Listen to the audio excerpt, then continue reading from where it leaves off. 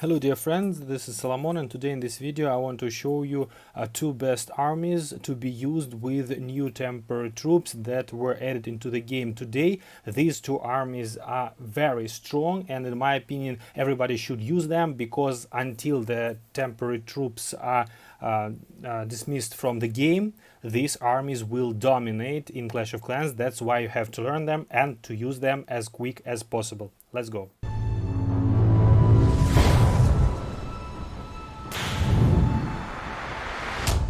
Before we dive into the video, guys, just a quick reminder, please don't forget to subscribe my channel, leave a comment and hit that like button. This combination helps algorithms of YouTube to understand that videos are interesting, and YouTube starts to promote my videos more actively. Thanks a lot for your support.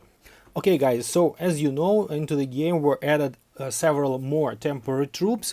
First of them you already know, Eater. It's already in the game for some time, but we also have received Disarmer, Kane, and also the Giant Giant. In my opinion, Kane is not that great to be used, because his only goal is to destroy the town hall. That's why you cannot prepare an army that is using only Kanes. It can be as an addition, but when you have other two troops, the Disarmer and the Giant Giant, you want to use them, because both of them are so powerful and tanky that can easily destroy bases just being using as a spam.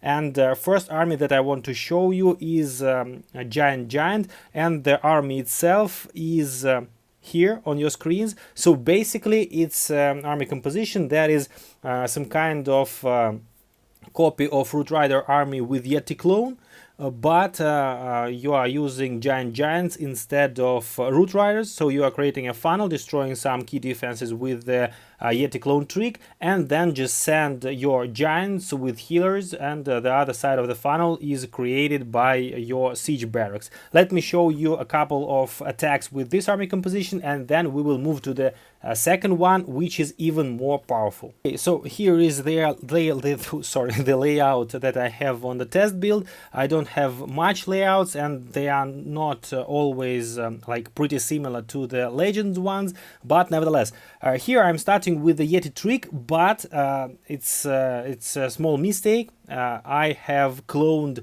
not Yetimites but Yetis. Nevertheless, I decided to continue the attack to check out how it will work. So I'm sending giants with healers and Grand Warden. On the right side I'm using my queen with siege barracks and with the RC. By the way, I'm using RC with the Phoenix. When you don't have invisibility spells, in my opinion, Phoenix is better, because it can help to use the rocket spear to the end.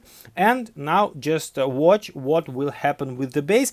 Basically the same as with the Root Rider army. You want to follow you want your heroes to follow the giants, because giants themselves they can take down the enemy heroes. The minion prince can be the problem, but you want somebody also to help them to deal the damage. And you see what is going on with the base. I'm using a healer tome for my Grand Warden, and despite that the Yeti clone trick didn't work, the base is just gone.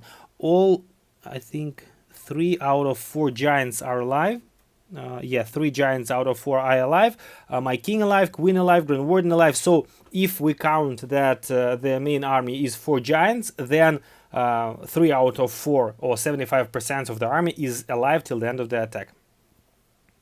One more attack and another layout, just checking how this will work again if I do the clone trick correctly.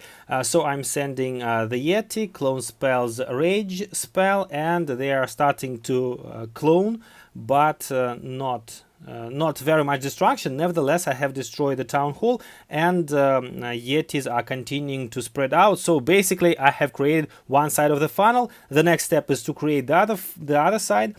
sending a queen, a siege barracks, king, and also activating Kane from the camp. And then I'm just sending 4 giants, loons, my Grand Warden. By the way, I'm taking lizard with the Grand Warden to help killing enemy heroes and clan castle, as we don't have the poison spell. And just watch what will happen again with the base. So these giants are so tanky, and they can be compared with the root riders, like how they are destroying the walls, because they are destroying the walls pretty easily. That's why they are combining, like it's some kind of golem with the root rider, because they are passing through the walls easily, but they have so much health. You see, the walls are just breaking like paper. Nothing can stop them. The only problem can be is that they are pretty slow, and you can face a time fail. But to help you to work with the time fails, you just using the Yeti clone trick. This is the solution for the time fails, because this trick is so quick in comparison with, for example, Spirit Walk of the Royal Champion. Yeti clones are working much faster, and that's why you are saving much time in the end. So you see, 4 giants are alive. They are just not dying at all, and you just helping them with your heroes. As I said, to escape from the time fails, you just want somebody else to deal damage, to destroy the trash buildings, and so on and so on. By the way, that's why I'm using the snake bracelet for my king, because it adds more troops into the army and adds more cleanup troops, which is very important. One more attack and another layout. Again, the same army and the same trick. I'm starting from the top to take down the town hall. Basically, you just find a good place, a good spot for your Yeti, to make sure that the clone Yeti works, and also to make sure that you are destroying as much defenses as possible. For that, you want to pick out, the side of a base where defenses are close together. By the way, here I didn't create a great funnel for the giants. That's why they are not entering inside the base. They are walking around. After that, they will actually enter the base. And I also, in my opinion, used the Grand Warden ability a little early than I could. But nevertheless, it was a 3-star anyway, so it doesn't matter a lot, in my opinion. And again, my king is walking around the base. He's not entering inside. Probably, by the way, you can use the earthquake boots on your king instead of snake bracelet. It also will help to open up the center of the base in case center is very tight with the walls and so on and so on. But again, you see how many damage is in the center, and we are still having all 4 giants alive. To save time, you can probably use instead of healing tome the rage crystal for your Grand Warden, but in my opinion it's not very necessary, because you see, 4 giants alive, everything is cleared, we have all 4 heroes alive, all 4 giants alive. So basically only Yeti went down, which was cloned, but everybody else is alive till end of the attack. So guys, this is the army composition that I was showing you right now, and now we are switching to another one, which is, in my opinion, even stronger, even more powerful, and even more easier than the previous one, because here you even don't need to care about funneling and so on and so on. You just do the clone trick and then just send all 5 disarmers inside the base. By the way, they are also killing flying units and flying heroes, which makes them even more powerful. Besides, as you remember, they have 3 lives, so even if they go down, they are reviving. And for that, to provide even more health for them, we are using the health file or something like that. I mean, this crystal for the Grand Warden, which increases HP. All other equipments for the heroes are the same as with the previous army composition. And now let's jump into the replays, and I will show you how strong this army is actually is.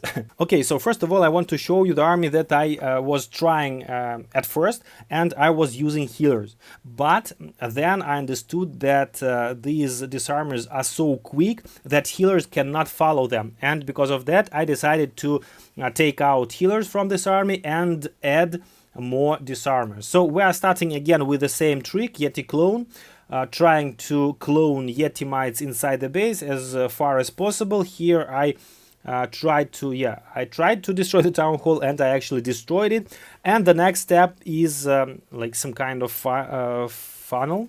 I also using the Sneezy for the Grand Warden, but it doesn't matter a lot.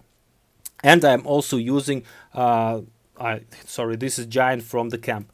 And then you just sending all disarmers inside the base, and that's it. You don't even need to care about it anymore, because they will take down everything on this base without any problem. The only thing you want to do probably is to find a right spot for your Grand Warden ability, just to protect disarmers as far as possible. And you see what is going on with this base. I still have, I think, I want just to count 4 disarmers out of 5. Oh, so it was 4 disarmers in the beginning, so all of them are alive till the end of the attack. It's 4 or 3? Yeah, 4. So basically I don't use my Royal Champion ability, and I have all 4 disarmers till the end of the attack. And here you see the next army that I decided to use. As I said, I decided to take out the healers from this army and to add 1 more disarmer, because the logic is very simple. As we have overpowered units, we want to use as much of them as possible. That's why I decided to switch just to disarmers. And you see the start of the attack, just sending 5 of them into the base even without any funnel, almost. And they are going inside using our Grand Warden ability. I don't have healing tome for the Grand Warden, and they are getting damage, you see. They are going down, by the way, but they are reviving, and this is their their ability that makes them so OP. So they are just reviving and continuing their march through the base, and that's it. 30 seconds left, by the way, of the replay. You understand that like 1/4 of the base will be taken down in 30 seconds. This is so quick. And again, how many of them are alive? 5, 4. There was 5. Oh yeah, 5 5 in the end. So they just passed through the base without any problems. You see, this is, in my opinion, this is the most overpowerful army right now for this temporary event to be used for Town Hall 17 and lower. I believe lower Town Halls will also benefit from this army composition. Another layout, 1 more attack. The logic is the same as the army composition. We are starting with the Yeti, clones, rage, and waiting for the clone to work. This is, in my opinion, this is the only weak moment of this army, is the cloning of your Yeti. So this can result in a mistake, for example, and you can lose your Yeti mites without cloning them. But it's just a practice. I think 2-3 attacks in friendly challenges, and you will understand how it works, and you won't lose your Yeti. So this, as I said, is the only weak moment of this army. Everything else is just nothing. It feels like nothing. I mean, so I'm sending disarmers. Somewhere in the base I want to use my Grand Warden ability. As I said, probably you can use healing tome for your Grand Warden. I don't think that you should use rage vial, because they are very quick and they have enough damage. That's why I think you don't need any extra damage for them. The only thing is to add them some HP with this vial, health vial, or you can add some healing with the healing tome. And that's it. You see what is going on with the base. They are just running through everything. They are jumping over walls, they are hitting flying units, they are doing splash damage, so skeletons cannot stop them, and they are reviving 3 times. Not 3 times, as I said, probably they are reviving 2 times. They are having 3 lives and reviving 2 times, which means like 2 revives. Okay, so we are starting again with the Yeti clone, and this base I have tried Yeti clones from all sides, and it doesn't matter. It seems like it doesn't matter from which side you are cloning your Yetis, because anyway the base will be wrecked. And by the way, I'm using a 100% upgraded Town Hall 17 bases, so everything is upgraded to maximum.